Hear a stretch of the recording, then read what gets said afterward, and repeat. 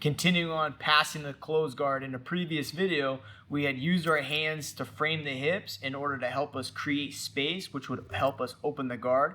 We're going to add another tool that we can use to help with a stubborn guard player and when that guard needs a little bit extra pressure for us to be able to open up. There's going to be using our knee as that wedge to help us accomplish that. From there, right, we're going to be looking at, we have two pathways. We talked about a knee cut in the first video. Now we'll discuss how we can hit a long step from a similar guard opening. So while we're in this closed guard position, we have that battle of the posture and the grip fight, right? Always want to be making sure I establish my position first. As my opponent takes that kind of offensive pause, if you can negate long enough, your opponent kind of runs out of things to do, and you can feel them sit and think for a second of what they want to do next. That is your best opportunity to start getting the fight, right, the sequences on your terms. So I'm establishing grips on the pants, my elbows are in, lifting those hips up. Now as I'm walking back, my opponent, Ian's got a tougher guard here, and I'm not feeling like I can just pop it back. So what I'm going to be doing is, as I've walked back, I've created enough space for me to be able to slide my knee in. So my goal here is now to make sure that I'm framing this space. Maybe I'm not strong enough, and Ian can continue to follow me with his hips. Every time I'm walking back, he's always following. So now, as I walk back, I want to make sure that I'm placing that knee in between me and him. So I've not only created the space, but using my knee as a wedge, I've also framed it, so it's harder for him to follow. A little troubleshooting tip here: if you ever feel like your opponent picks their hips up and slides up your frame, right, we need to reset this, because I've lost that distance management. I've lost the ability to keep that pressure on his guard. So I need to think about resetting my base, putting his hips back down on the mat, and then starting everything back over again. Hips on the ground, knee in the center here. Now as I do this, I'm going to start kind of leaning back right here. I have good posture, good frames. So if you have a really stubborn guard player right here, this is a good chance we're going to be able to open that guard up. Notice how when I did that, I established my grip, I brought my elbow in. So I'm not just simply pushing on Ian's leg right here.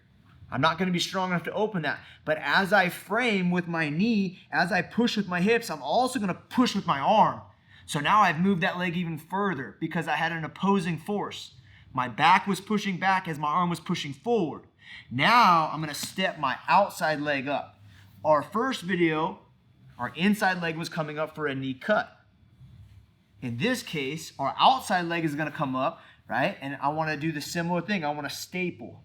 So as I come up, as I move my hand is stapling right now. I'm going to replace that staple with my leg, because that's going to allow me now to come underneath here, thumb inside the lapel, right? Nice and deep. I want to be sliding back to the knee. At this point, I'm driving my elbow to the ground. You see how that's going to help get my shoulder to Ian. As I drive my elbow to the ground, I get chest to chest. My top leg right here is going to go heel to the sky.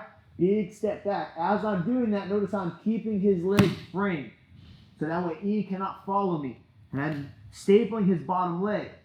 Once again, following that similar principle, if I want to move my left leg, this bottom leg down here, I'm going to take my hand, I'm going to replace as I move. So that way, as I scissor and start building my base, my partner cannot enter in that bottom knee, that right knee, to establish the guard.